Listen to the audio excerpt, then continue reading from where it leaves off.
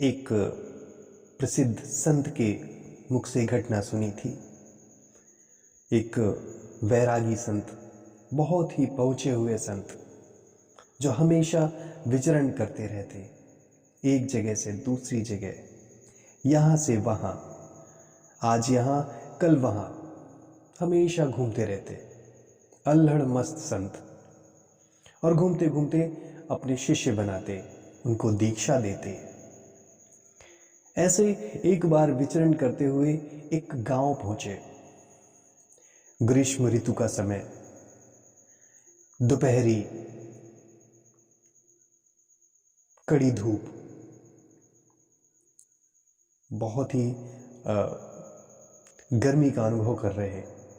तभी गांव के एक छोर पर, गांव के बाहर एक विशाल वट वृक्ष देखा। संत ने सोचा कि घनी शीतल छांव है, क्यों न यहां पर विश्राम किया जाए। और ये सोचकर उस वृक्ष की तरफ आगे बढ़े। और तभी पीछे से एक सज्जन ने कहा, अरे बाबा, उस वृक्ष की तरफ मत जाओ।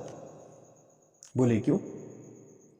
बताया कि वहां बहुत ही भयंकर विषैला सर्प रहता है, बहुतों को काट चुका है, हानि पहुंचाई है, और आप वहीं जा रहे हैं।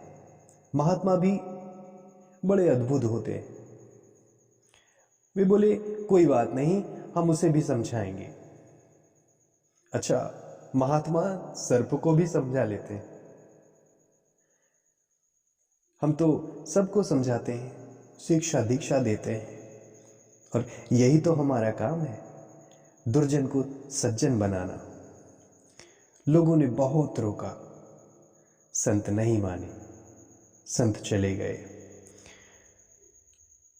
और सर्प ने जैसे ही संत को अपनी तरफ आते हुए देखा, सर्प फुफकार कर दौड़ा। संत ने देखा, बोले रहने दे, पता नहीं किस जन्म के कर्म से तो इस योनि में आया है, और इस योनि में भी ऐसा करेगा। महात्मा ने समझाया। अच्छा, बात भी थी विचार योग्य। सर्प संत की इस बात पर बहुत प्रभावित हुआ, और संत जो समझाना चाहते थे वो समझ गया। अच्छा, एक सज्जन ने पूछा, सांप समझ गया? हमने कहा हाँ। बोला क्यों? तो हमने कहा इसलिए समझ गया क्योंकि वो आदमी नहीं था। आदमी के समझने में कठिनाई है, सांप को नहीं। सर्प ने संत को गुरु मानकर उनसे दीक्षा ली, और गुरुदेव ने बड़े ही प्रेम से उसको दीक्षा दी। संत ने सर्प को राम नाम भजन करने को कहा, राम नाम रटने को कहा, और अहिंसा के मार्ग पर चलने को कहा।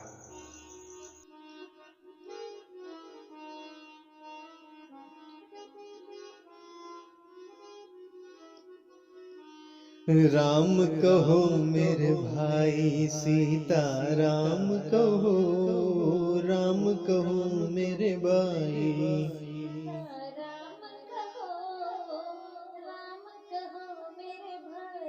सीता राम कहो, राम कहो मेरे भाई।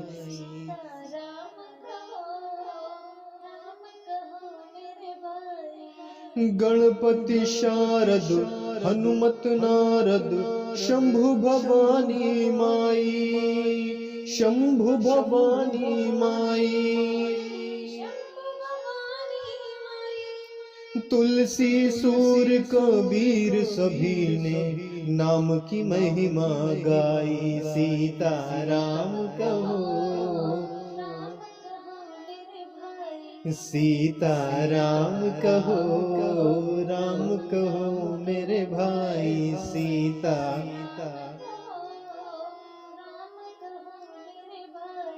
राम नाम रस पीजे मनवा, कह गई मीरा बाई।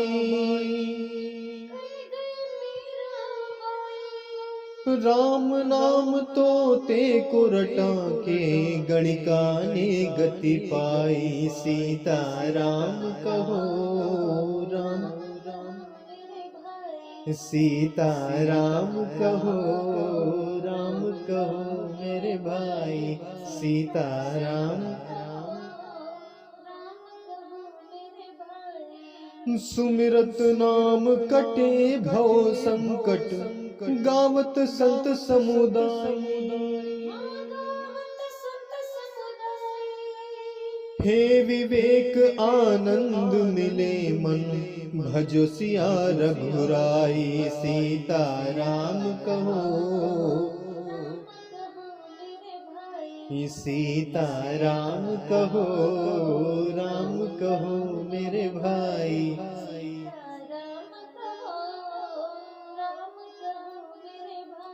सीता राम कहो राम कहो मेरे भाई। राम राम राम राम राम राम राम राम राम राम राम राम राम राम राम।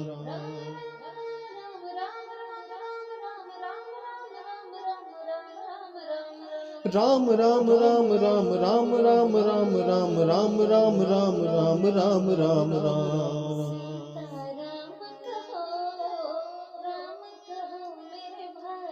सीता राम कहो राम कहो मेरे भाई। सीता राम कहो राम कहो मेरे भाई। सर्प ने संत की बात स्वीकार कर ली और किसी को नहीं काटने का वचन दिया। गुरुदेव ने कहा कि अहिंसा का पालन करना ठीक है गुरुजी। गुरुजी ने शिष्य को आशीर्वाद दिया और गांव वालों से कहा कि अब सांप अहिंसक हो गया है, किसी को भी नहीं काटेगा, किसी को हानि नहीं पहुंचाएगा, अब हमारा चेला बन गया है। संत यह कहकर गांव से चले गए। अब गांव के लोग आए, उन्होंने देखा, उसके समीप गए। सांप कुछ नहीं बोला। वट वृक्ष की छांव में बैठ गए। सर्प कुछ नहीं बोला। एक ने पत्थर मारा, सर्प फिर भी कुछ नहीं बोला। एक ने नजदीक से पत्थर मारा, सांप फिर भी कुछ नहीं बोला। और अब तो लोग निडर हो गए। एक गया, उसने सांप की पूंछ पर लात रख दी, सांप फिर भी नहीं बोला। और अब लड़कों के लिए तो ये एक खेल बन गया, मनोरंजन का साधन हो गया। तो उनमें से एक ने पूंछ पकड़कर उठाई और सांप यूं लटक गया। वह तब भी कुछ नहीं बोला। गुरुजी जो अहिंसक मार्ग पर चलना सिखा गए थे, उसी पर अटल राम नाम का जप किए जाए। और इधर लड़कों को यह सब क्रीड़ाएं करने में बड़ा ही मजा आवे। अब बालक सर्प की पूंछ पकड़े और वट वृक्ष की शाखा में रस्सी की तरह डाले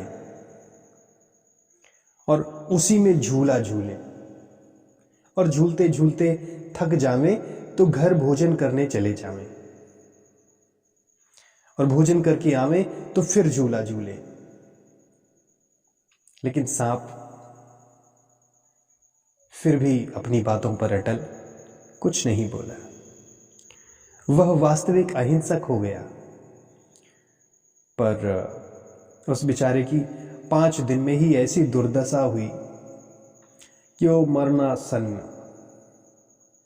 हड्डी पसलियां निकल आईं। अब जाए तब।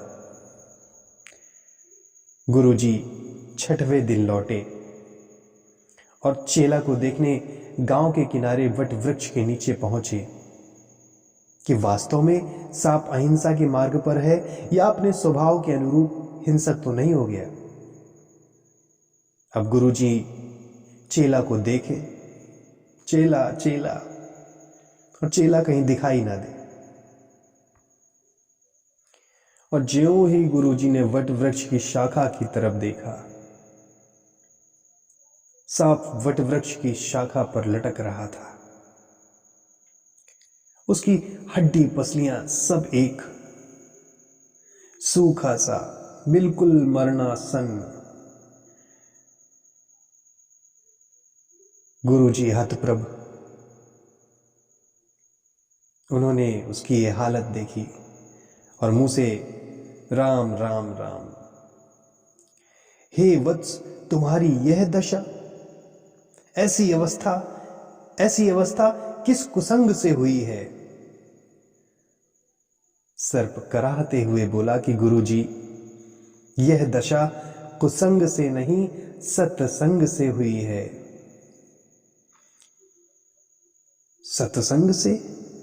हां गुरुजी, आपने ही कहा था किसी को मत काटना, किसी को मत छेड़ना, किसी को सताना मत। मैंने बिल्कुल वैसा ही किया और अहिंसा के मार्ग पर अटल रहा। और ये बालक रस्सी बनाकर झूला झूलते हैं, कोई पत्थर मारता है, कोई लात रखता है, और ये अहिंसा के कारण यह दुर्दशा हुई है। गुरुजी ने कहा, अरे वत्स, हमने तुम्हें काटने के लिए मना किया था या फुफकारने के लिए? हमने फुफकारने के लिए तो मना नहीं किया था। अगर काटोगे तो दूसरों को हानि पहुंचेगी, और यदि फुफकारना छोड़ दोगे तो स्वयं को कैसे बचा पाओगे? इसलिए दूसरों को हानि ना पहुंचाओ, परंतु अपने आप को तो बचाओ।